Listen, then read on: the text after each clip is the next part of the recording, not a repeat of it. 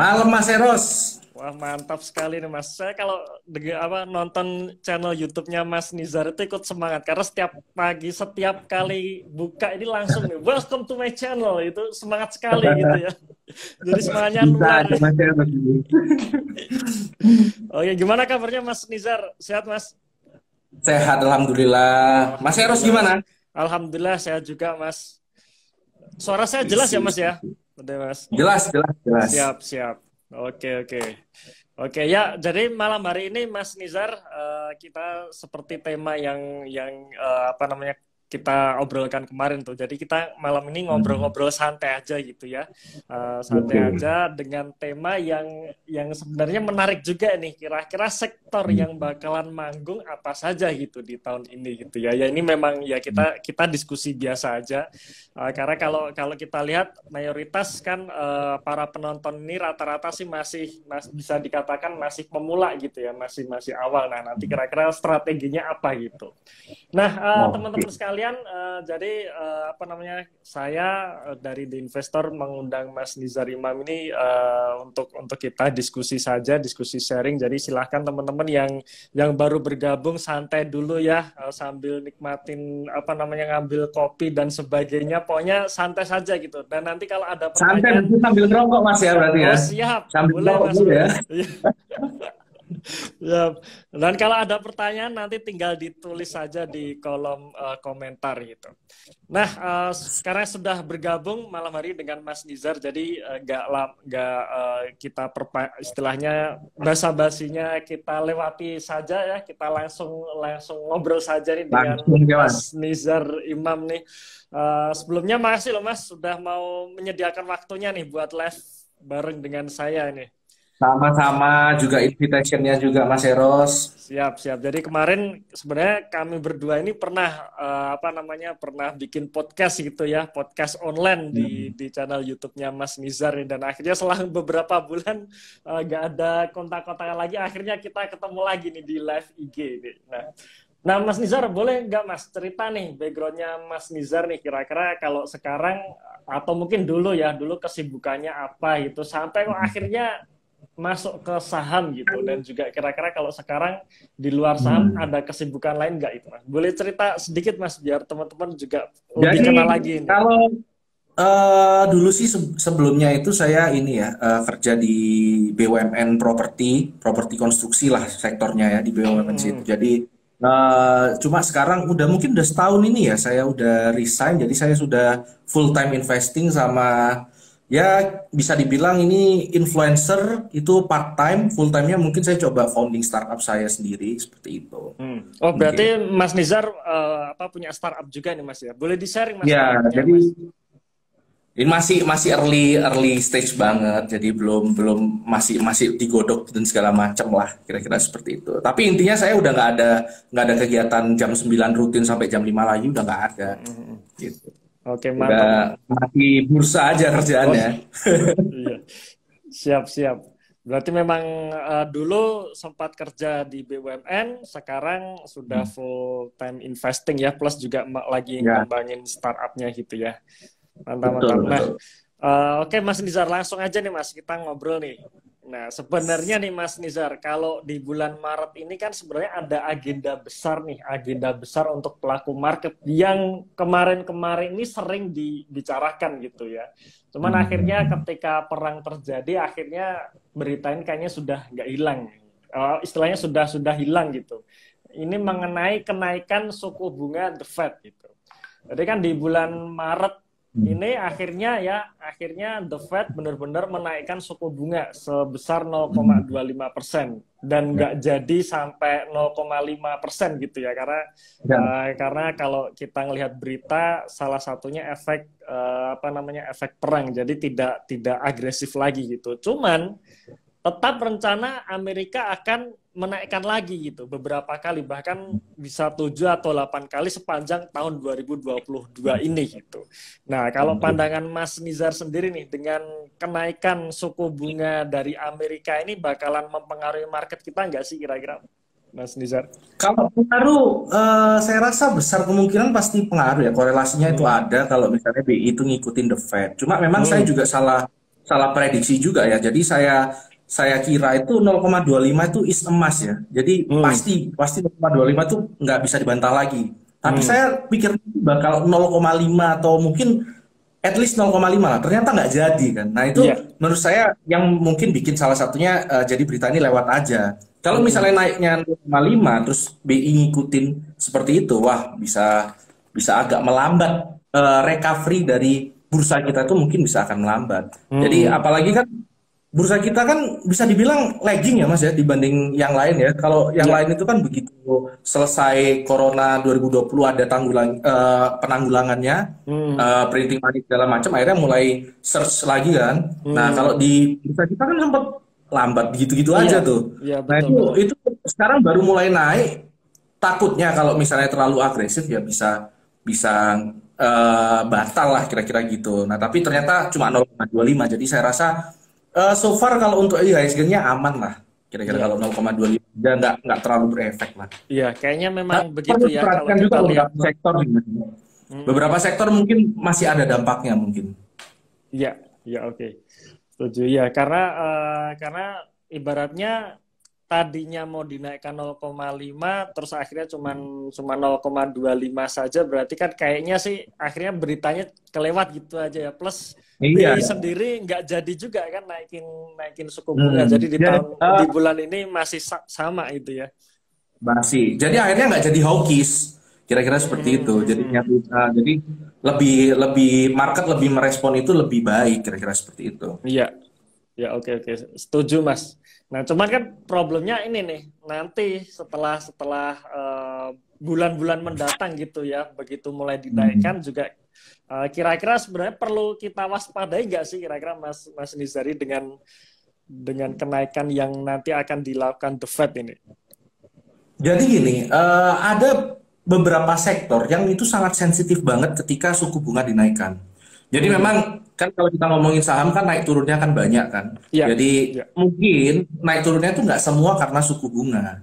Tapi kalau suku bunga naik turun itu pasti langsung berdampak ke situ. Salah satunya contohnya properti. Nah, Hmm. properti itu begitu ada perubahan yang signifikan, bukan yang Hmm. 0,25 itu aja ya, tapi yang Iya. benar-benar agresif, baik itu turun maupun naik, itu menyebabkan perubahan harga di Hmm. sahamnya.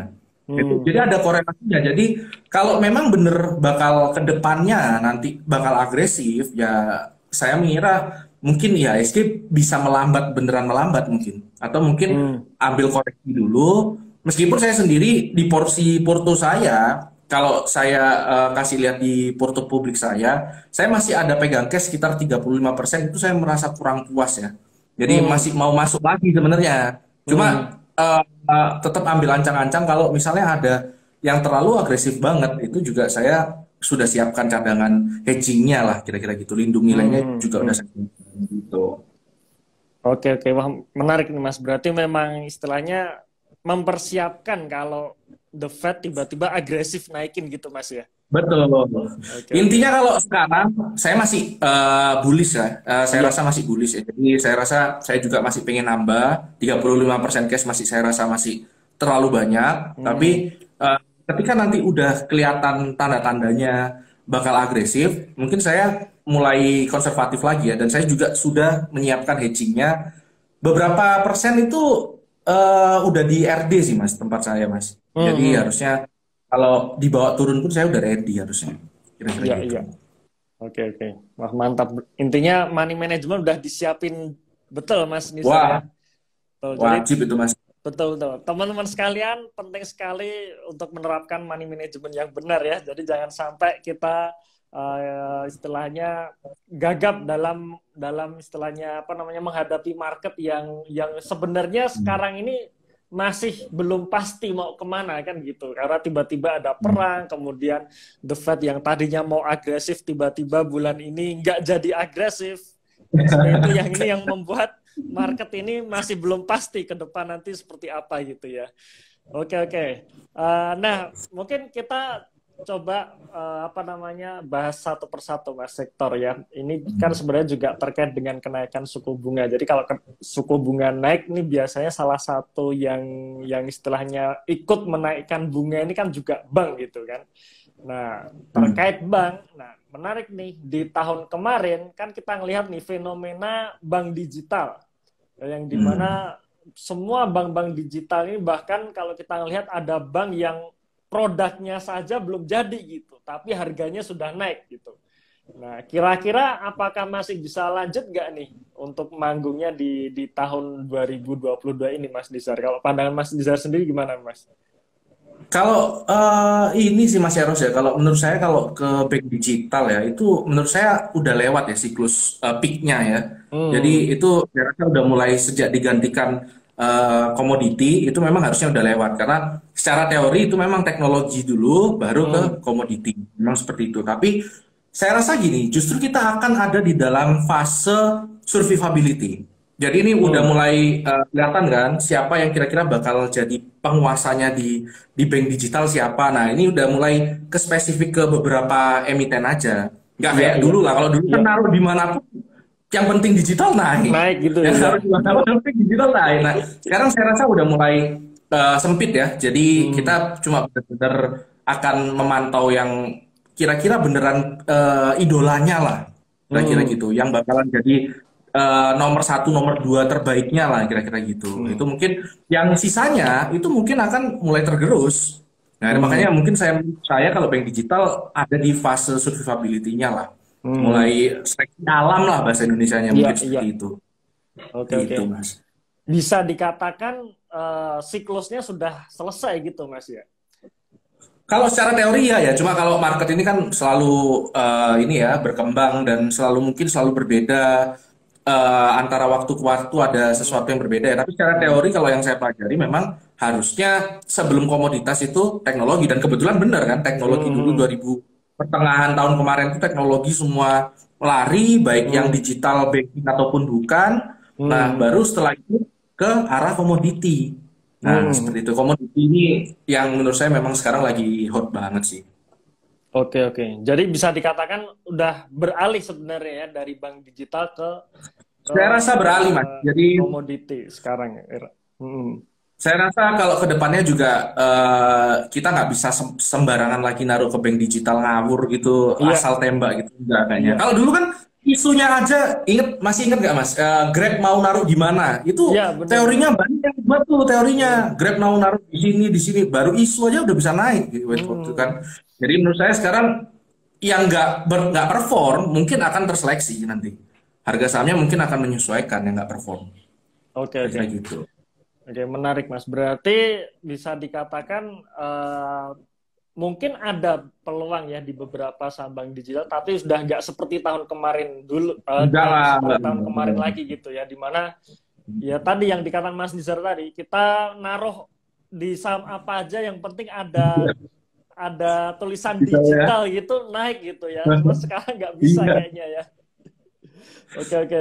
Nah, berarti tadi menarik nih. Berarti kan menurut Mas Nizar, dan sebenarnya saya juga sependapat nih, era bank digital sudah mulai bergeser nih ke komoditi gitu. Nah, dan ini sebenarnya terlihat ya di market bahwa saham-saham komoditi terutama batu bara ini udah bisa dikatakan dihitung Hmm. dari 1 tahun terakhir kemarin udah naiknya di atas 100% Hmm. semua gitu ya.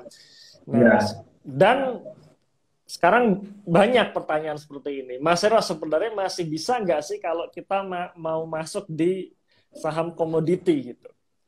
Nah, Kira-kira gimana oke. nih Mas Mas Nizar? Ini pertanyaan kayaknya sih hampir setiap hari ada pertanyaan seperti ini gitu Mas ya. Iya, benar, benar, benar. Ini menarik banget ya. Jadi terus terang Mas Eros. Jadi Hmm, saya tuh sempat salah memprediksi juga. Jadi hmm, terus terang, saya tidak expect bahwa perang Rusia dan Ukraina itu bakal selama ini loh. iya, Saya nggak, saya kira pada saat itu hitungan minggu lah, 1 minggu, 2 minggu kelar itu. hmm, Ternyata nggak secepat itu kan. Akhirnya hmm, mau nggak mau saya harus menerima fakta kemungkinan supply crunch mungkin masih akan berjalan hmm, karena dua itu buntutnya masih agak panjang ya iya, perang antara dua negara tadi ya. iya, Jadi iya, saya rasa eh, kalau kita mau tebak-tebakan nih Mas Eros ya, kita mungkin masih ada peluang untuk naik, tapi udah terbatas banget. hmm, Jadi kalau yang memang nggak money managementnya nggak bagus, ya jangan ikut-ikutan yang kayak gini, nanti nyangkut di pucuk gitu kan. Kecuali Hmm. kalau memang yang sudah biasa diverse, sudah biasa resiko manajemennya udah bagus. Ya, Hmm. let's say ambil contoh gini Mas, saya sempat masuk ke LSIP sama Medco ya. Jadi Hmm. pada saat itu belum terjadi perang. Ya. Jadi belum terjadi perang itu pada saat itu saya masuk sekitar 5%-an dari aset saya lah. Nah, itu Hmm. naik kurang lebih sekitar 30%-an LC pada Hmm. saat itu ya. Hmm. Nah, saya coba take profit. Coba take Hmm. profit karena saya rasa perangnya udah nggak bakal lama dan harganya udah mulai ngabur tuh. Ya, Mulai ya, benar-benar. harga cpo, harga segala macam mulai ngawur. Saya mulai Hmm. hati-hati kan kalau Hmm. kontrarian kan, gitu kan. Hmm. Jadi saya mulai hati-hati. Akhirnya saya take profit.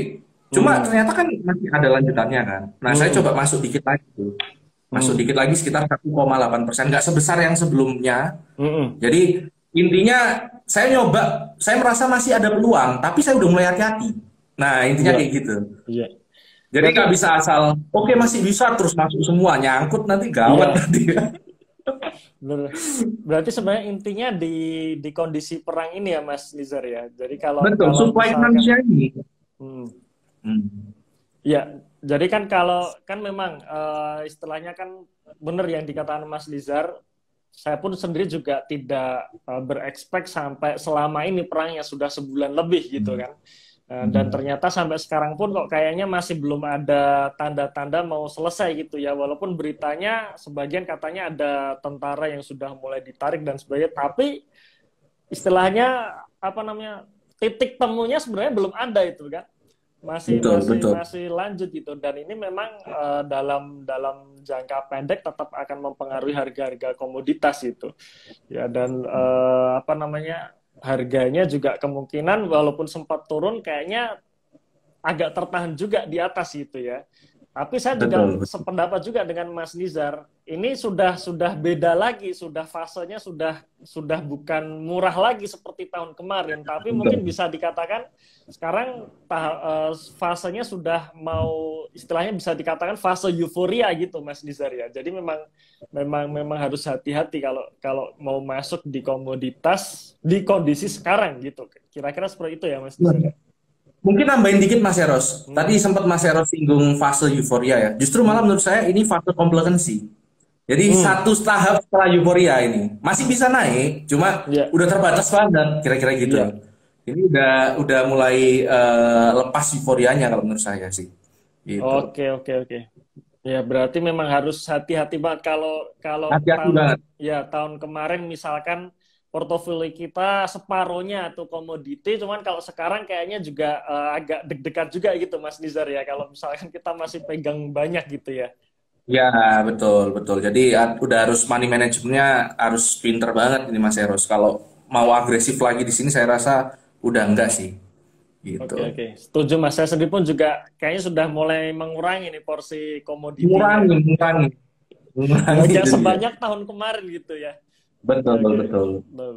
Nah, jadi bagi teman-teman sekali lagi teman-teman ya, bagi yang senang mengikuti euforia di market, memang sebenarnya hati-hati sebenarnya ketika harga sudah ngawur, kalau kita ngelihat katakanlah saham-saham batu bara seperti ya contoh saja ya ITMG karena ya kebetulan saya pegang itu ITMG ya di Triple bagger Mas ya.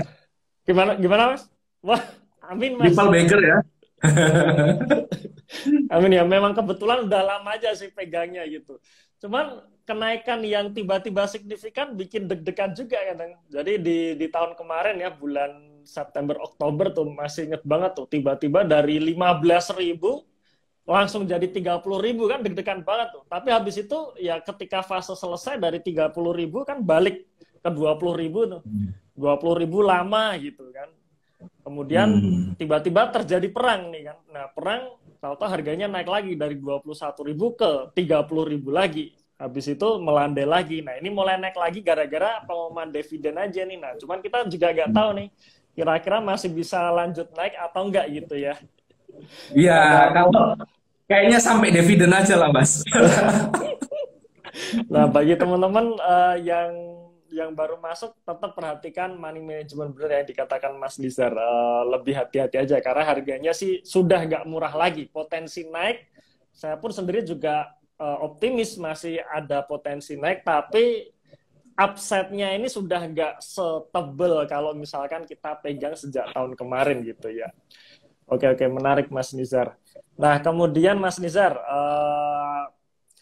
katakanlah komoditi kita sudah bahas. Sebenarnya tadi yang kita bahas ini cuman batu bara sih Mas, ya batu bara sama minyak gitu ya. Tapi kalau komoditi yang lain, misalkan komoditi perkebunan nih, seperti CPO nih. Nah, kalau CPO sendiri menurut Mas Nizar gimana nih? Karena kalau kita lihat CPO ini kok euforianya nggak kayak yang lain gitu ya, kok naiknya masih malu-malu gitu, kira-kira kayak gitu gitu. Nah, menurut Mas Nizar gimana Mas?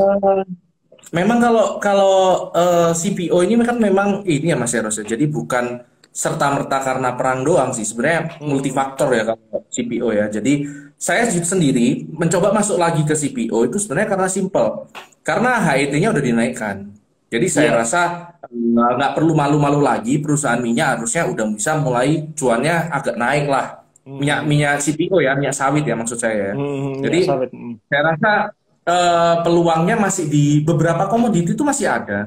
Let's say kita ngomong nikel. Nikel kan memang masih saya rasa agak panjang ya. Memang kemarin itu dari 25.000 naik ke 100.000 itu kan ngawur itu beberapa hari kan.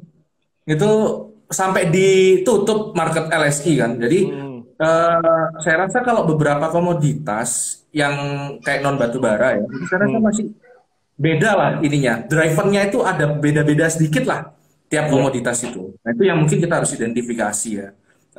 Drivernya apa. Kalau saya mencoba masuk ke CPO lagi karena drivernya juga dari dalam negeri masih cukup kuat menurut saya. Kayak gitu. Itu sih mungkin Mas. Berarti bisa dikatakan kan tidak semua komoditas itu jalannya bareng Mas ya. Tapi ada tahapan-tahapannya juga. Karena kalau kita bicara komoditas kan sebenarnya nggak cuma batu bara aja. Karena orang mikirnya komoditas itu reverse ke batu bara yang notabene memang lagi euforia. Padahal komoditas yang lain itu sebenarnya ada. Bahkan kalau kita bilang CPO, walaupun CPO ini di bursa dikategorikan sebagai sektor perkebunan, tapi kan sebenarnya ini komoditas juga gitu ya, dan nature-nya pun juga berbeda dengan batu bara. Jadi bisa dikatakan mungkin ini Mas, sedikit insight Mas. Jadi mungkin tadi kan kayak kita ngomongin nature ya. Jadi yang menarik juga itu natural gas loh menurut saya. Jadi natural gas itu kan kayak semacam jadi alatnya Rusia untuk bergaining position sekarang kan. Iya, benar. Jadi kan dia malah mencoba mengancam Uni Eropa dengan gasnya kan, yang dimana mereka nggak akan mau jual gasnya kalau nggak pakai rubel kan, mata uang Rusia. Jadi saya rasa di situ juga ada supply crunch-nya mungkin agak lebih panjang kalau di gas ya, karena ini dibuat senjatanya Rusia untuk ngancam pesaing-pesaingnya negara-negara sekitarnya, kurang lebih seperti itu. Jadi memang harus nature-nya, driver-nya harus diamati masing-masing sih. Oke. Setuju Mas. Jadi tadi benar ya, kita bisa melihat tidak pergerakannya itu tidak sama gitu ya antara satu komoditas dengan yang lain. Nah, maka kita bisa cari peluang kira-kira mana nih komoditas yang dia bisa dikatakan masih bisa bertahan di atas atau yang istilahnya sudah lewat gitu kira-kira ya. Oke. Setuju Mas. Oke, nah sedikit nih Mas Nizar, kebetulan ini tiba-tiba langsung lihat di kolom komentar ada yang tanya juga mengenai gold atau emas ya. Emas ini sebenarnya juga bisa dikatakan komoditas juga sebenarnya kan. Betul. Kalau Mas Nizar sendiri gimana nih Mas kalau tentang emas nih? Saham emas mungkin terutama ya. Ya, betul. Jadi gini, sebenarnya emas ini paling menarik ya, karena memang dari dulu emas itu drivernya adalah ketika terjadi krisis di dunia, apapun itu penyebabnya, mau itu perang, mau itu COVID, apapun, dia akan naik. Nah, jadi kalau misalnya nanti efek dari perang ini meskipun sudah selesai, tapi tetap kondisi dunia belum stabil, emasnya akan tetap uptrend. Nah, kebetulan memang beberapa investor itu strateginya, saya ambil contoh langsung ya, Warren Buffett yang paling terkenal. Jadi beliau ini lebih suka invest di perusahaan emasnya daripada emasnya. Kan gitu kan. Jadi dia beli basic gold pada saat itu kan. Nah, kalau saya karena kebetulan diverse juga ke emasnya, jadi saya nggak ngambil lagi ke perusahaan emasnya. Tapi Hmm. beberapa perusahaan emas masih ada, menurut saya cukup baik ya selama kondisi masih belum stabil itu peluangnya masih masih cukup baik menurut saya. Kayak gitu. Oke, oke. Ya. Kebetulan karena saya megang emas, naruh di emas juga aja, jadi Hmm. udahlah udah cukup lah di emas kira-kira gitu. Oke, oke. Menarik. Jadi tetap istilahnya emas safe haven itu masih bisa ya. Istilahnya masih Bisa. bisa dipakai untuk hedging di sela-sela market yang masih belum jelas ini, kira-kira gitu ya Mas Nizar ya. Wajib itu mas, harus Betul, ada betul. hedging emas itu wajib menurut saya. Iya. Siap. Oke, Mas. Selanjutnya nih, Mas Nizar. Jadi tadi kita sudah ngobrolin tentang komoditi, sektor komoditi. Jadi harapannya mungkin teman-teman pendengar di sini, penonton di sini sudah menangkap apa message kami ya. Nah, sekarang kita bahas sektor lain, Mas Nizar ya. Sektor yang Boleh, boleh.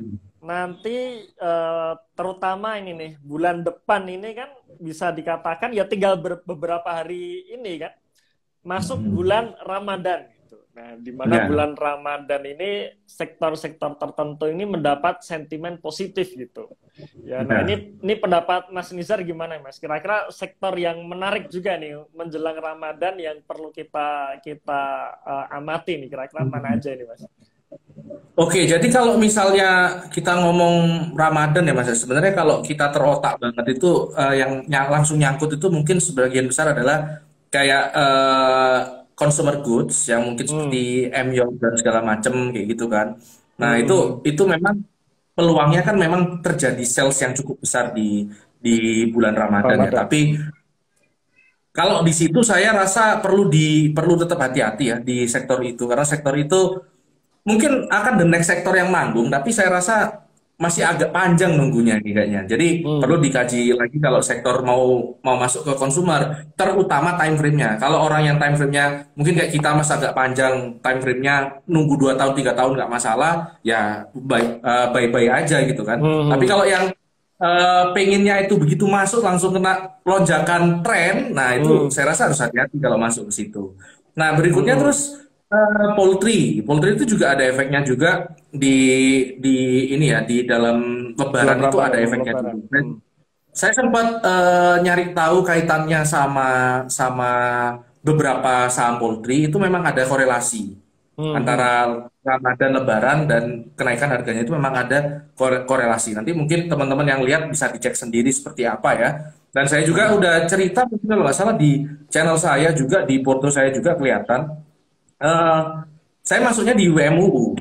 Jadi ini Hmm, ada yang, nah ini bukan pom-pom ya teman-teman. Nah, ini cuma sharing apa yang saya pikirkan. hmm, hmm. Jadi bebas sebenarnya emitennya apa, JPFA, CPIN, apa segala macam, poultry lah intinya ya. Hmm, Itu sebenarnya bebas. Karena kenapa? Karena semuanya saya lihat sekarang memproduksi satu komoditas yang cukup menarik ya, yaitu ayam karkas. Jadi ayam hmm. karkas ini ayam potong yang kayak dijual di fresh market gitu loh, Ya. Mas. Jadi saya rasa itu sangat sangat relevan dengan gaya hidup sekarang yang maunya makan-makan itu healthy, ditimbang, kayak Hmm, gitu-gitu. Jadi hal-hal seperti itu mulai naik gitu ya. Dan hmm. semuanya sih memproduksi kayak gitu. Cuma saya kenapa kok ngambil WMU karena yang market cap-nya agak kecil, jadi growth-nya masih peluangnya untuk naik itu masih Masih tinggi masih ya. lebih besar. Masih. Jadi Baik. masih belum besar banget lah market cap-nya. Nah, jadi saya rasa poultry sama konsumer-konsumer itu bisa diperhatikan sih. Cuma kalau mau mikirnya adalah begitu masuk langsung kena kena kenaikan tren, ya kalau di Hmm. konsumer agak hati-hati gitu. Iya. Gitu Oke, sih. oke. Karena mungkin konsumer masih banyak sentimen negatifnya kali Mas ya.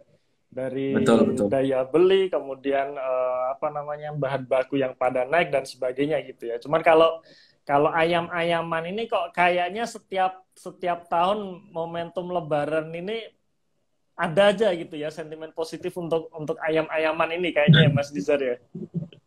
Ya wajar sih Mas, karena memang kan selama Ramadan kan konsumsi kayak gitu kan meningkat kan memang kan. Iya, Jadi betul, betul. terdorong juga kan orang pada dapat gajian THR segala macam. Untuk mengeluarkan duit itu lebih gampang pasti di bulan Hmm, Ramadan. Jadi yang dikonsumsi-konsumsi seperti itu pasti akan kena lah efeknya, kenaikan hmm. salesnya itu pasti akan efek.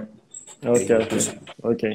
Cuman sekali lagi teman-teman ya, tadi kita sempat sharing beberapa saham yang kebetulan saya miliki Nih ya, dan ini Mas bukan Nizar ngomong ya, miliki. ini Nah, ini sharing santai sekali aja. lagi teman-teman ya, harus harus disaring lagi dan dianalisa ulang gitu ya. Oke, oke, menarik.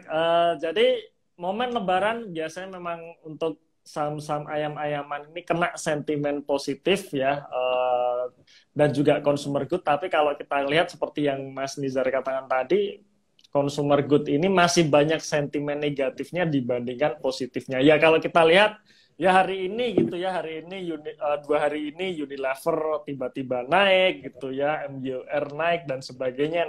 Nah kita nggak tahu nih apakah sentimennya akan berlanjut sampai Lebaran atau tidak, ya balik lagi ke style masing-masing ya, terutama money Hmm. manajemennya bagaimana gitu.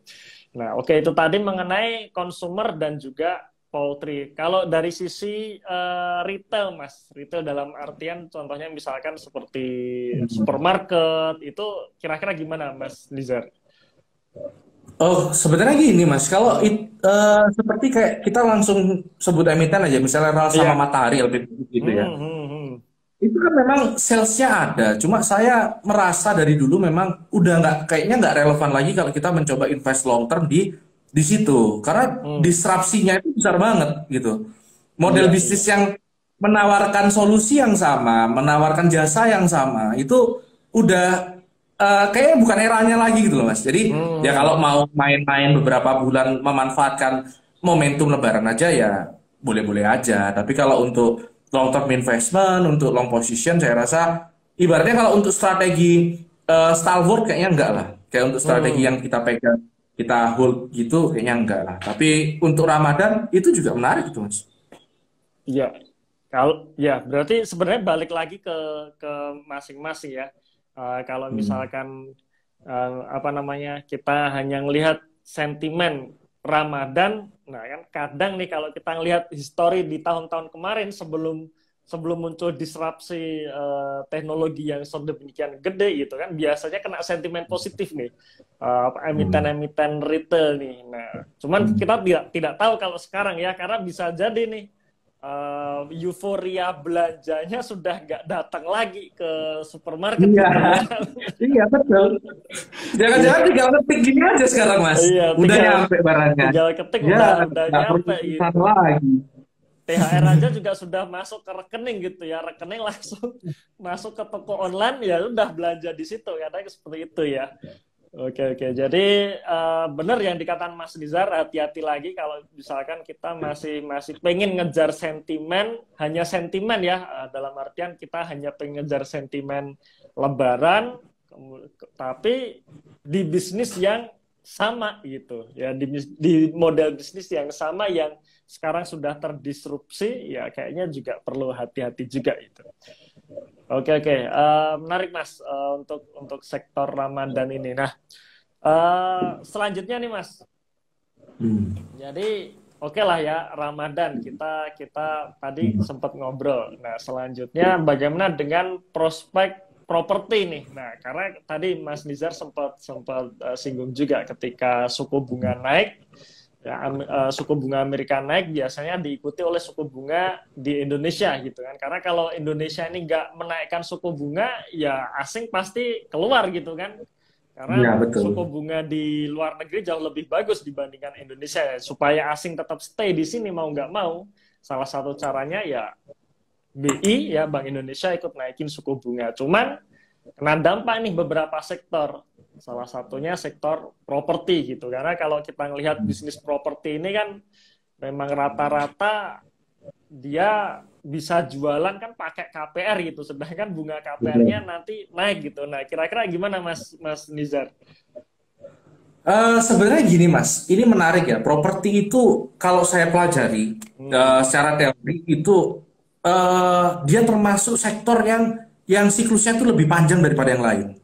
Jadi kalau Hmm. misalnya komoditi super cycle itu berapa lama ya, tiap tiap 10 tahun gitu ya, ada krisis, Hmm. dia nanti setelah krisis super cycle lagi kayak gitu misalnya ya, atau Iya.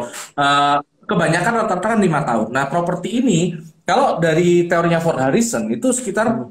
18 tahunan ininya Hmm. siklusnya jalannya. Jadi memang agak panjang dibanding yang lain. Nah, properti ini kan memang terakhir kali manggung sekitar tahun 2013-an ya. Terakhir Hmm. kali ribut banget baik di real marketnya Hmm. maupun di stock marketnya itu memang kurang lebih di puncak-puncaknya itu 2013 sampai 2016, 3 tahun Iya, itulah. iya. Nah, di situ kan memang terlihat ya, itu adalah puncak.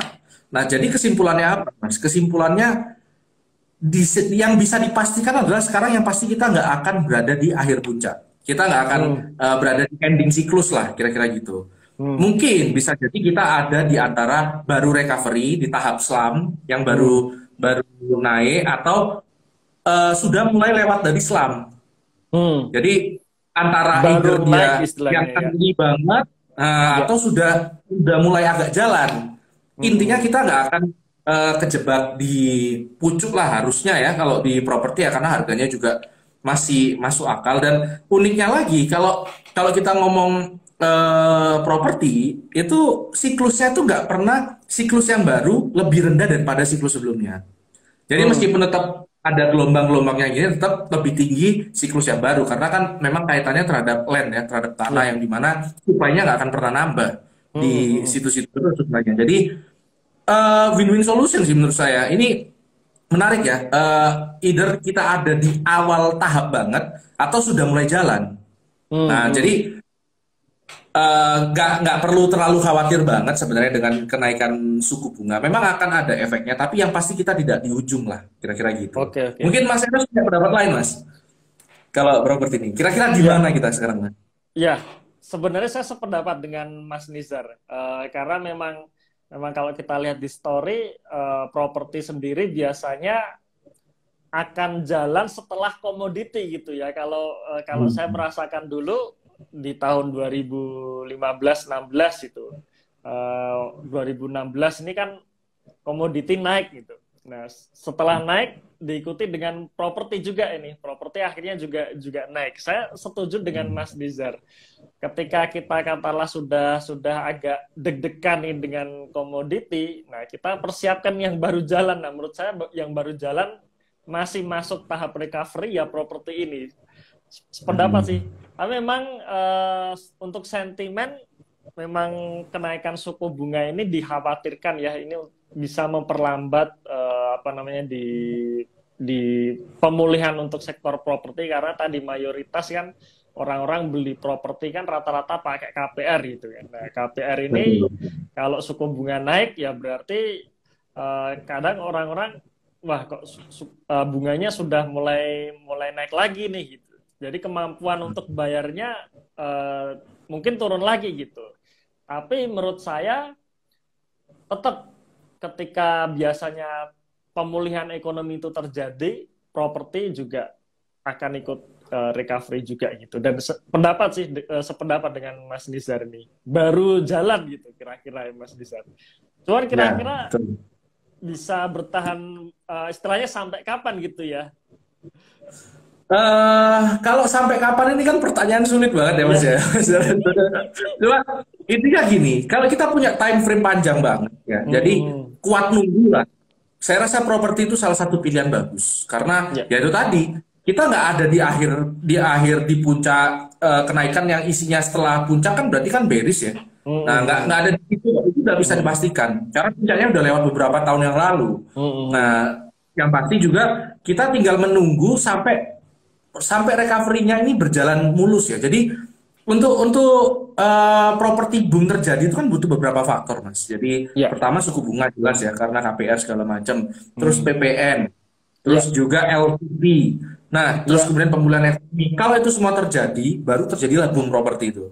Nah, Oke. sekarang kan LTV sama PPN-nya itu kan masih masih di atas angin lah ya properti ya karena PPN Hmm. juga yang di atas 2 miliar masih sorry di bawah 2 miliar masih ditanggung pemerintah sebagian kan. Hmm. Jadi dari segi kebijakan dua itu masih aman, tapi suku bunganya ini memang yang menurut saya ngeganjel banget ini Iya. untuk terjadi properti boom ini. Jadi ya ditunggu aja sampai apa ya sampai bener-bener jalan kalau memang time frame-nya bisa nahan tahunan saham tahunan nggak masalah ini win-win solution menurut saya karena Hmm. ini yang paling clear banget ini kita nggak ada di pucuk nggak bakal kena Hmm. bearish yang gimana-gimana banget lah kira-kira Oke, oke. gitu. Setuju, setuju. Ya, kayaknya Mas Nizar juga sudah mulai kolek properti nih kayaknya ini, Mas. Wah, iya, saya baru beberapa hari yang lalu juga mulai ngambil-ngambilin properti ya. Oke, iya.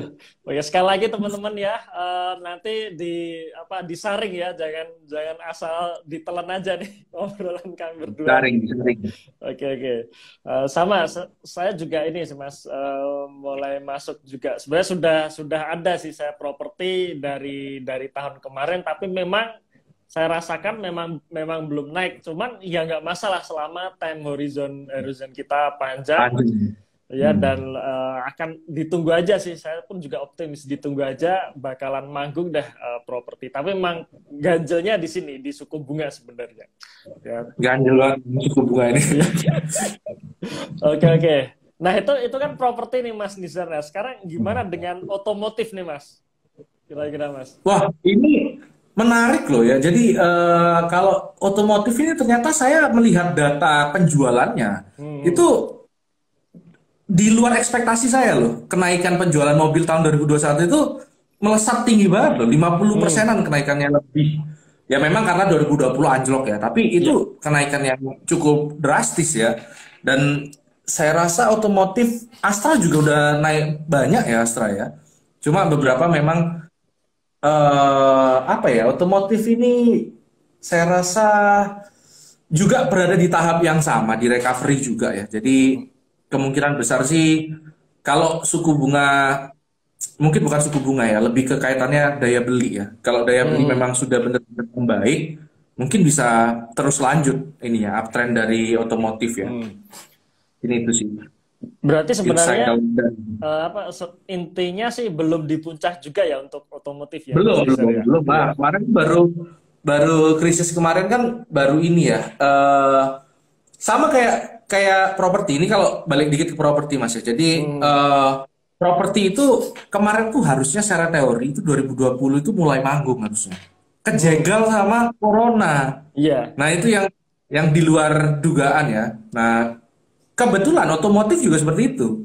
Hmm. Otomotif itu eh, kita kalau kalau kalau lihat ini ya, lihat track record Mas ya. Jadi 2018 itu kan sempat dinaikkan tuh suku bunga tuh ya. Ya, Ya. yang ada kan sempat ngedrop awal 2018 tuh Mas ya. Nah, di situ Hmm. kan perusahaan mulai agak berat tuh ekspansi itu. Hmm. Hmm. Nah, pada saat setelah setelah itu, beberapa saat setelah itu udah mulai turun lagi nih. Nah, udah Hmm. mulai turun lagi. Nah, di situ harusnya saya rasa ketika perusahaan kan kaitannya gini Mas ya. Kalau perusahaan mulai ekspansinya mulai bagus, suku bunga diturunkan, ekspansinya mulai bagus, kan pegawai-pegawainya kan duitnya juga nambah tuh. Karena Iya. pemasukan perusahaan nambah tuh. Nah, Iya. ketika pekerjanya mulai dapat duit, ya harusnya daya belinya meningkat juga dong. Hmm. Nah, Hmm. sama akhirnya mereka bisa beli mobil segala macam. Hmm. Tapi kejegal di 2020. Nah, ini Iya. harusnya sama kayak properti otomotif ini kayaknya melanjutkan tren yang terhambat tadi harusnya. Kira-kira gitu. Itu Oke, menurut oke. saya sih kalau. Oke. Sependapat dengan Mas Nizar. Jadi sebenarnya kalau kita kita ngelihat di kondisi realnya ya, ketika tahun 2020 semua kan drop tuh, habis perusahaan pada nutup, separuh di apa namanya, separuh Ya, karyawan Pak. di istilahnya di PHK dan sebagainya. Nah, ketika terjadi pemulihan ekonomi, berarti kan lapangan pekerjaan datang lagi gitu. Ada lagi orang-orang pada kerja lagi, para pengusaha pada cuan lagi gitu.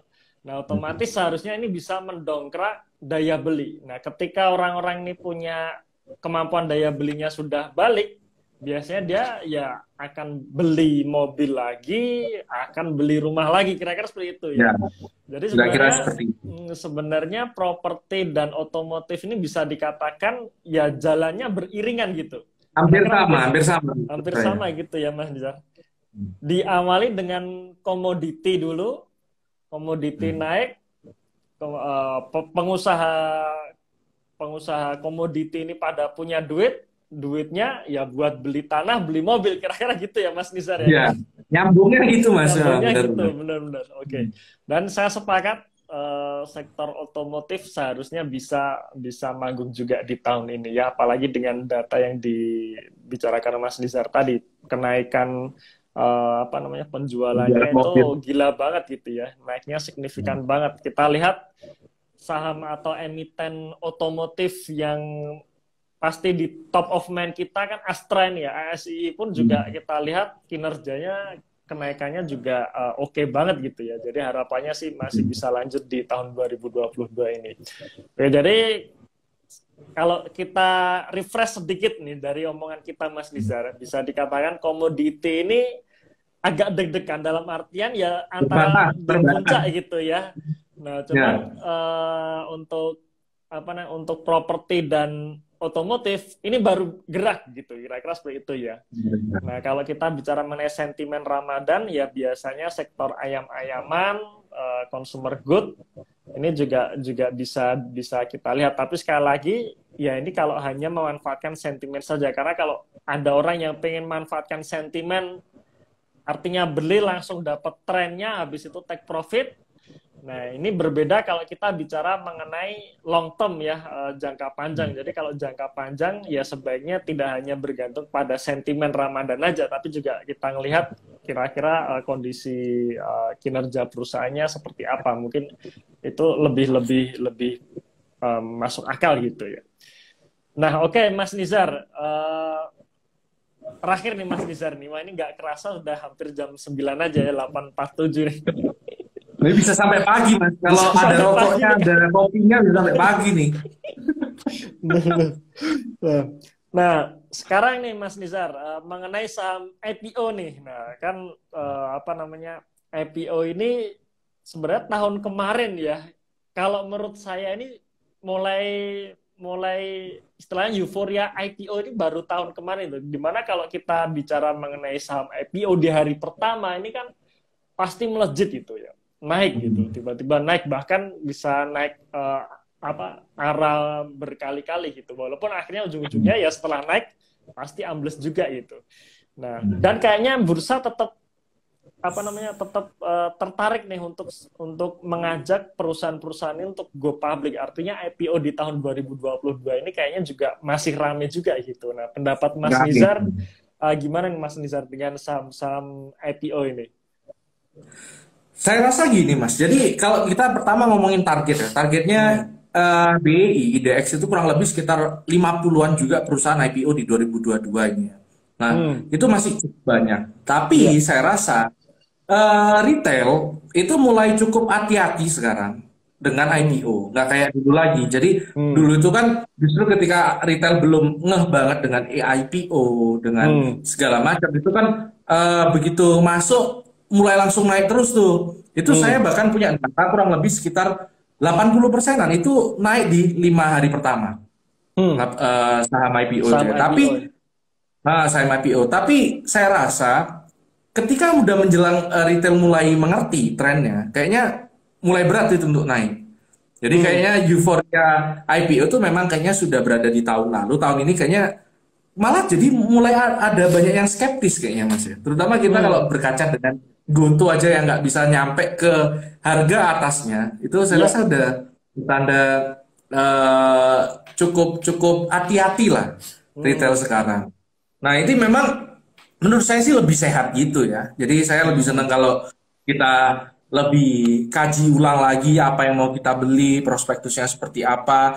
Tapi intinya gini, eh, apapun yang di IPO kan, itu pasti tetap kita bisa nemu barang bagus di situ. Jadi kita Hmm. tetap nggak boleh ditinggal tidur di IPO. Kita tetap harus pantau, cuma memang harus hati-hati. Memang Hmm. harus di tengah-tengah ya, nggak bisa skeptis banget, nggak bisa euforia Eufor. post optimis banget gitu, nggak bisa kayak gitu tentang IPO. Jangan sampai kita beli IPO itu cuma karena mau 5 hari setelah dapat barang 5 hari jual gitu. Jangan sampai kayak gitulah kalau investasi ya. Tapi kalau Hmm.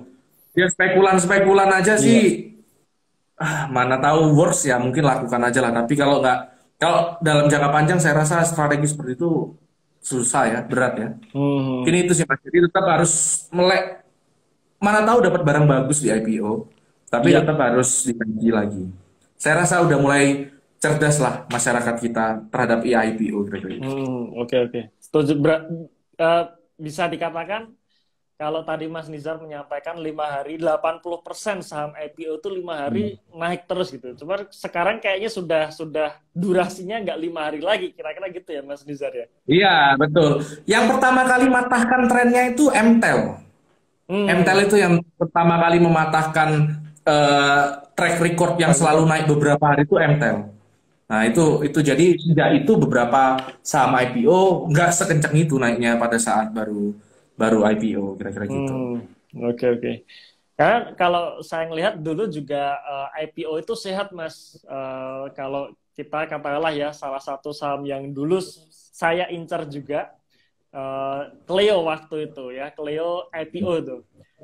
Setelah Hmm. IPO tuh dia nggak langsung naik gitu ya di hari pertama, tapi menjelang beberapa bulan gitu dia naik sedikit demi sedikit, akhirnya bisa naik juga gitu dan bertahan di atas gitu sampai sekarang gitu. Benar. Nah, Sekarang ya Leo ya. sampai sekarang. Benar. Nah, itu harapannya bisa kembali seperti dulu gitu. Jadi kalau IPO dulu itu benar-benar IPO sehat gitu ya. Cuman ketika tahun Betul. kemarin 2021 ini kok IPO-nya jadi agak-agak aneh Baru gitu. menerapkan ini Mas, baru mulai AIPO.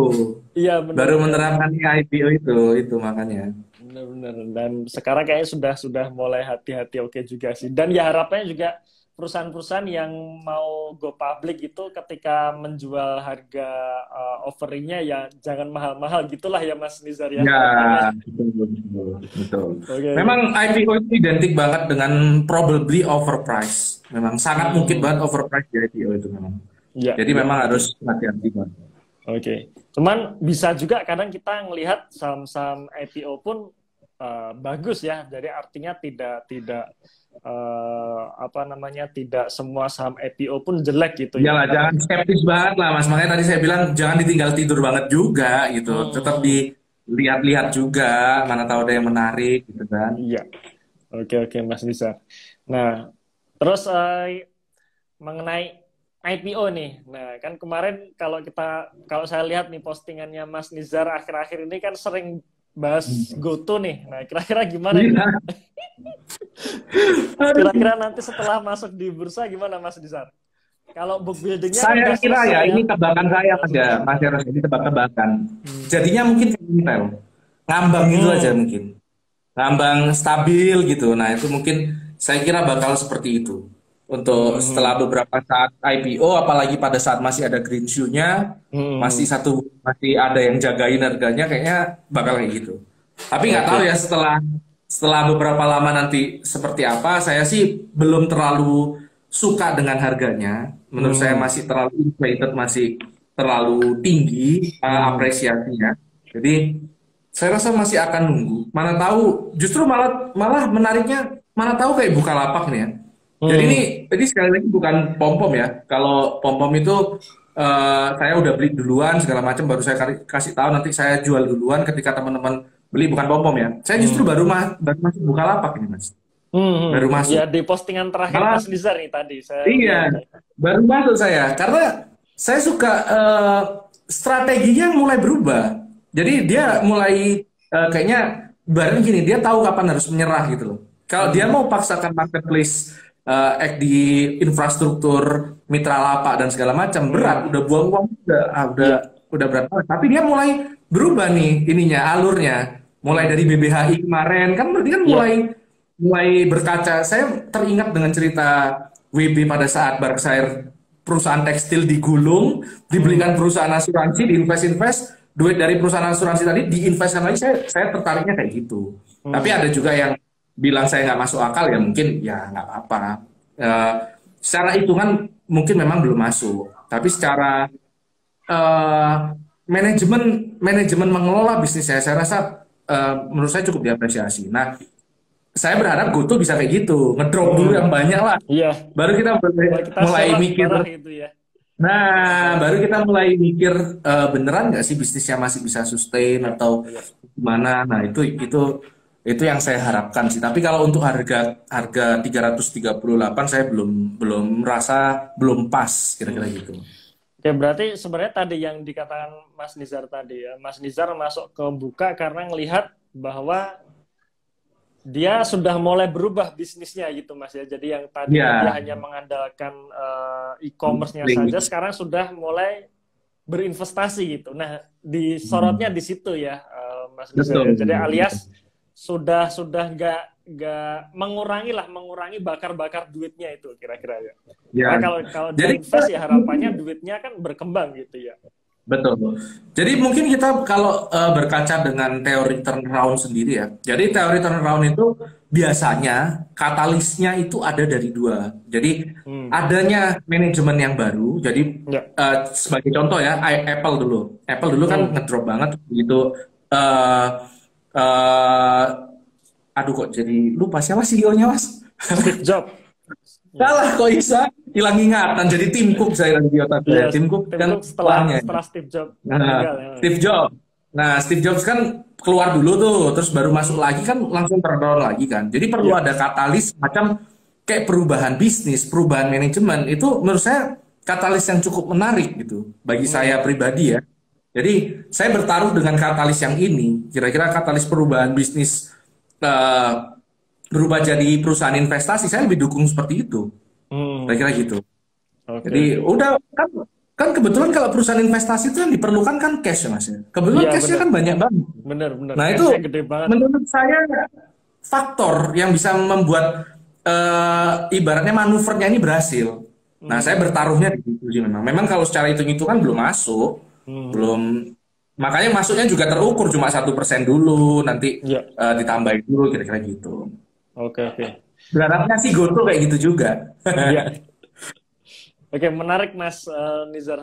Tadi juga sebelum sebelum apa namanya live ini kan ngelihat nih, wah Mas Nizar masuk ke buka nih, wah ini kayaknya menarik nih insight-nya apa? Ternyata sudah dijelaskan panjang lebar di obrolan kita malam hari ini ya. Cuman sekali lagi teman-teman ya, disaring lagi. Jadi obrolan kami berdua ini apa namanya dari sudut pandang kami sendiri gitu. Jadi siapa tahu teman-teman punya style yang berbeda ya pastinya juga harus disesuaikan juga dengan style teman-teman sendiri. Betul.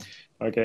Mas Nizar, kita Yang penting coba yang perlu digaris bawahi ini aja sih mungkin teman-teman ya apa proses berpikirnya Mas ya. Jadi jangan hmm, sampai cuma ikut-ikutan, cuma asal asal beli gitulah kena FOMO gitu ya. Yang penting hmm, proses berpikirnya ada itu sih Mas menurut saya Mas. ya, oke benar.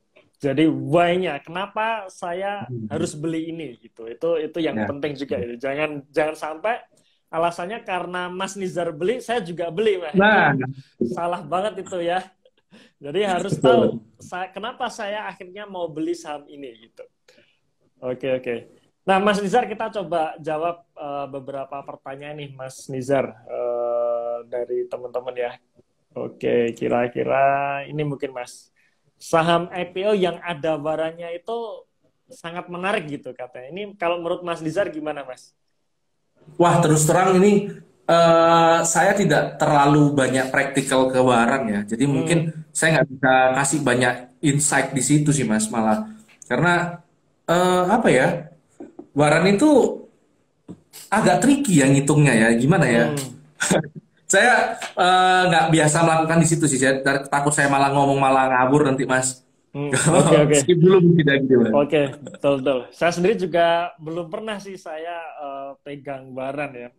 Saya sendiri Hmm. juga nggak tahu kalau misalkan ada yang tanya, kira-kira kalau baran dari saham ini apa gitu. Saya Perusahaan sering A gitu ya. perusahaan apa, Bagus apa enggak perusahaan itu mana, bingung. baran ini gimana gitu. Saya cuman bilang saya biasanya jawab baran itu kan turunan dari saham dalam artian sahamnya Bagus. belum jadi gitu. Jadi istilahnya cuma mesen doang gitu. Nah ini yang saya sendiri pun juga nggak masuk. Jadi saya sendiri belum belum pernah juga pegang barang dalam jumlah yang banyak dalam artian mempengaruhi portofolio itu belum pernah sih saya. Saya sendiri juga kadang kalau ditanya tentang barang, wah nggak tahu saya gitu. Jadi Iya, skip kalau malah saya. ngawur kan Mas jawabnya Mas.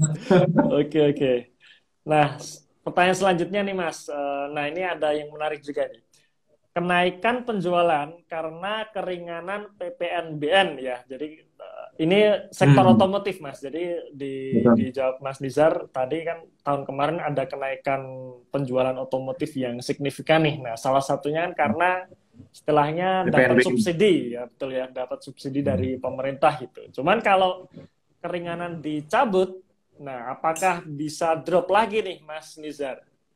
Kira-kira gimana Iya Mas? memang drivernya paling kuat memang PPNBM ya, makanya sampai Hmm, salesnya itu naik 50%-an sekian, itu hmm, drivernya paling kuat memang PPNBM. Kalau itu dicabut pasti ada efeknya. Tapi hmm. overall kan memang kan skemanya pemerintah kan nggak ngawur kan pasti kan buat Ya, PPNBM. Justru memang pasti akan dicabut ketika daya beli sudah mulai naik. Jadi ada hmm, substitusinya gitu, hmm, alurnya flow-nya itu ada. Jadi kan memang nggak mungkin dong pemerintah subsidi pajak barang mewah terus kan, pasti akan hmm. dicabut. Nah, cuma nyabutnya nanti pas timingnya itu lagi daya belinya lagi bagus atau tidak. Nah, Hmm. itu yang kalau saya rasa sih kalau dicabutnya bagus pasti ngefek, cuma tidak akan sesignifikan itulah, Oke, kira-kira oke. gitu. Jadi bisa dikatakan ya pemerintah pun juga pasti mikir-mikir juga kan, dalam artian ketika dia nyabut, dia pasti sudah menghitung dulu nih pemerintah. Kalau saya cabut kira-kira bakal merusak bisnis gak, seperti itu ya kira-kira ya. Tapi Betul. kalau mencabutnya itu timingnya pas, dalam artian saat daya beli masyarakat sudah oke, pemulihan ekonomi sudah oke, kayaknya sih nggak begitu ngefek gede, kira-kira gitu ya Mas Nizar ya. Kira-kira gitu kalau menurut saya, Mas. Siap. Oke. Oke Mas Nizar, kayaknya apa namanya, beberapa pertanyaan sudah kita jawab, dan ya nggak kerasa sudah jam 9 malam ya. Jadi bagi teman-teman yang sudah nonton sejak awal nanti takutnya bosan gitu ya. Jadi mungkin kita akhiri dulu ngobrolan kita malam hari ini. Insya Allah nanti kita sambung lagi ya. Harapannya nanti kita bisa ngobrol lagi Mas Nizar. Karena ini tadi Ya, kan wajib lah, Mas. Wajib ngobrol lagi lah kita. betul Mas. Karena ini tadi kan cuman bahas sepintas nih, sektor ini sepintas seperti ini, sektor ini. Nah, cuman kita belum bahas dalam nih. Nah, mungkin nanti kapan-kapan kita bahas lebih dalam lagi, misalkan khusus sektor Ya, properti atau apa gitu. Karena kebetulan ya sempat kita singgung nih, properti otomotif ini baru baru tahap recovery, yang artinya ini belum belum di puncak gitu. Nah, ini kayaknya menarik untuk kita dalami lagi gitu ya Mas Nizar ya. ya betul. Oke, oke. Sebelumnya terima kasih Mas Nizar atas waktunya untuk live IG bareng saya Sama-sama, Mas. malam hari ini. Terima kasih juga buat teman-teman yang sudah nonton live IG kami berdua. Ya pastinya sekali lagi teman-teman sekalian ya, jangan ditelan mentah-mentah obrolan kami berdua, disaring lagi dan disesuaikan juga dengan style masing-masing ya. Terima kasih, sukses selalu, dan kita sampai jumpa di live IG berikutnya. Dadah. Ya, saya pamit, Mas ya. Siap, Mas. Saya pamit juga, Mas. Thank you, Mas.